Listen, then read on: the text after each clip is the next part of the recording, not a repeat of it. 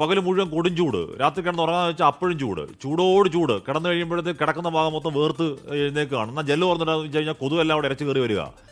A C ഒക്കെ, A C എന്ന് പറഞ്ഞാൽ ആർഭാടമേ അല്ല, ഫാൻ പോലെ ആർഭാടമേ അല്ലാത്ത സാഹചര്യത്തിലെ കൊച്ചിയിലെ ഫ്ലാറ്റുകളൊക്കെ മാറുന്നുണ്ട്. അതിഭീകര സാഹചര്യമാണ്. അതിൻ്റെ കൂടെ കറണ്ട് കൂടെ പോകുന്ന പറയുന്നത് അല്ലേ? അത് വൈദ്യുതി ഉപഭോഗം കൂടുകയാണെന്നുണ്ടെങ്കിൽ കറണ്ട് കൂടെ പോയി കഴിഞ്ഞാൽ ഗംഭീരമായിരിക്കും വിപിൻ രാത്രിയൊക്കെ. അതെ അതെ അതെ ആഷ്മി, ക്രിസ്റ്റീന പറഞ്ഞ പോലെ ഒരു രക്ഷയുമില്ല എന്നുള്ള അവസ്ഥയാണ്. കാരണം നമുക്ക് ഡോർ തുറന്നു കിട്ടിക്കഴിഞ്ഞാൽ കൊച്ചിയിൽ കൊതുക് കയറും. അതല്ല എന്നുണ്ടെങ്കിൽ ഈ ചൂട് സഹിക്കാൻ പറ്റുന്നില്ല. ഒരുതരം പൊള്ളലാണ് ഇപ്പോൾ അനുഭവിക്കുന്നത്.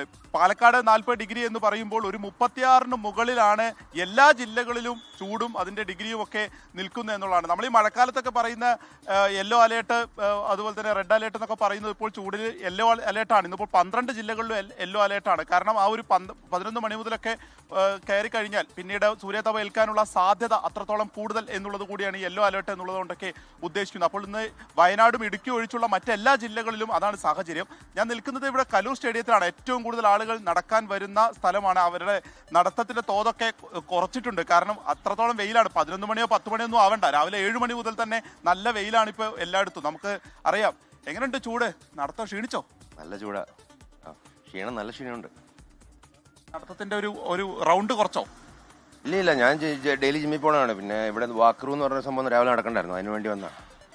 ഇങ്ങനെ ഇത്രയൊരു ചൂട് പ്രതീക്ഷിക്കുന്നില്ലല്ലേ? ഇല്ല, ഉച്ചയ്ക്ക് ഭയങ്കര ചൂടാ. വേർത്തിട്ട് നമ്മുടെ ഡ്രസ്സൊക്കെ ഇട്ട് കഴിഞ്ഞ് കഴിഞ്ഞാൽ നമ്മുടെ ഫുള്ള് വെള്ളമാവാണ്. 5 മിനിറ്റ് കൊണ്ട് തന്നെ വേർത്ത് കുളിച്ചു. അതെ, പറ്റുന്നില്ല, പിടിച്ചേക്കാൻ പറ്റുന്നില്ല. അത് നല്ല ചൂടാ. ഇതുപോലെ ചൂട് പ്രതീക്ഷിച്ചിട്ടില്ല. അതെ. അപ്പൊ രാത്രിയൊക്കെ എങ്ങനെയാ ഉറങ്ങാനൊക്കെ അതിന് സാധിക്കുന്നുണ്ടോ? ഫാൻ ഇല്ലാണ്ട് ഉറങ്ങൽ നടക്കില്ല. കറണ്ട് പോയി കഴിഞ്ഞ് കഴിഞ്ഞാൽ പ്രശ്നമാണ്. ഒന്നാമത് കൊതുകും കൂടെ അല്ലേ, പ്രശ്നമാണ് മൊത്തത്തില്. ഇതാണ് ആഷ്മി. പക്ഷേ ഈ വൈദ്യുതിയുടെ കാര്യങ്ങൾ കൂടി പറയണം. ഇന്നിപ്പോൾ പെരുമ്പാവൂരിൽ ഒരു ട്രാൻസ്ഫോമറിന് തീ പിടിച്ചിട്ടുണ്ട്. അപ്പൊ അതിന്റെ ഒരു കാരണം ഈ ചൂട് കൂടി അതിന്റെ ഉള്ളിലെ ഓയിലിന് ചൂട് കൂടിയതായിരിക്കാം ഒരു കാരണം എന്നുള്ളതാണ് ആ ഒരു പ്രാഥമിക നിഗമനം. അപ്പോൾ അത്തരം ഒരു പ്രതിസന്ധി കൂടിയുണ്ട്. കാരണം അതിന്റെ ഒരു ലിമിറ്റിന്റെ ഏറ്റവും എൻഡിലേക്ക് വരെ എത്തുകയാണ് ഈ ട്രാൻസ്ഫോമറിന്റെയൊക്കെ. അപ്പോൾ അതുകൊണ്ടുകൂടി ആയിരിക്കാം അത് ചൂട് കൂടി അത് പൊട്ടിത്തെറിക്കുന്ന അല്ലെങ്കിൽ തീ പിടിക്കുന്ന ഒരു സാഹചര്യത്തിലേക്ക് മാറുന്നത് എന്നുള്ളത് കൂടി ഈ വൈദ്യുതിയുമായി ബന്ധപ്പെട്ട അധികൃതരൊക്കെ നമ്മോട് അറിയിക്കുന്നുണ്ട്. മറ്റൊരു പ്രധാനപ്പെട്ട പ്രശ്നം ഈ ഹോട്ടലുകളെ സംബന്ധിച്ചിട്ടാണ്. കാരണം അവിടെയൊക്കെ നമുക്ക് അറിയാവുന്നതുപോലെ തന്നെ ഇപ്പോൾ ഗ്യാസ് കിട്ടാനില്ല. അപ്പോൾ വിറകടുപ്പാണ്. ഈ വിറകടുപ്പിൽ ജോലി ചെയ്യാൻ ആളെ കിട്ടുന്നില്ല. കാരണം അത്രത്തോളം ചൂടാണ്. ഈ ഒരു പുറത്തുള്ള ഈ ചൂടിന് പുറമേ തന്നെ ഈ തീ ഉൾപ്പെടെയുള്ളതുമായി ബന്ധപ്പെട്ട് ജോലി ചെയ്യാൻ ആളെ കിട്ടുന്നില്ല. അതുകൊണ്ട് തന്നെ അങ്ങനെ ഹോട്ടലുകൾ അടയ്ക്കുന്നു. കാരണം വിറക് കിട്ടിയാലും ഈ തീയടുപ്പിൽ ജോലി ചെയ്യാൻ ആളെ കിട്ടുന്നില്ല എന്നുള്ളതാണ് നിലവിലെ സാഹചര്യം. അത് അങ്ങനെ തന്നെ തുടരുന്നു എന്നുള്ളതാണ്. ഏട്ടാ, എങ്ങനെയുണ്ട്? ചൂടാണ് പ്രശ്നം അല്ലേ? നല്ല ചൂടാണ് ഇപ്പൊ നടന്നുകൊണ്ടിരിക്കുന്നത്. നടത്തത്തെയൊക്കെ ബാധിച്ചോ? നടത്തത്തെയൊക്കെ ബാധിച്ചിട്ടുണ്ട്, നല്ല രീതിയിൽ ബാധിച്ചിട്ടുണ്ട്. ധാരാളം വെള്ളം കുടിക്കുക. വെള്ളം കുടിക്കുമ്പോഴും ശ്രദ്ധിക്കണം അല്ലേ? വെള്ളം ഓവറായിട്ട് കുടിക്കാനും വെള്ളം. അപ്പൊ എന്താ ജോലിക്കൊക്കെ പോകുമ്പോ എങ്ങനെയാ?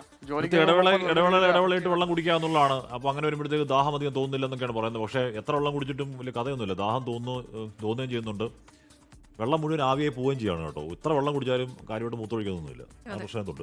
അപ്പൊ എന്തായാലും നമ്മുടെ വിപിൻ സി വിജയനും ഷാരിഖും ഉൾപ്പെടെ നമ്മുടെ ഫീൽഡിൽ നിൽക്കുന്ന എല്ലാ റിപ്പോർട്ടേഴ്സും നമുക്കറിയാം അവരുടെ ഒരു പ്രതിസന്ധി. ഈ വെയിലത്ത് അവരുടെ ജോലി അവർക്ക് ചെയ്യാതിരിക്കാനും പറ്റില്ല. അതേസമയം ശ്രദ്ധ പാലിക്കുക, അതുപോലെ തന്നെ വെള്ളം ഇഷ്ടംപോലെ കുടിക്കുക നമ്മുടെ ഫീൽഡിൽ നിൽക്കുന്ന മൊത്തം ആൾക്കാരും.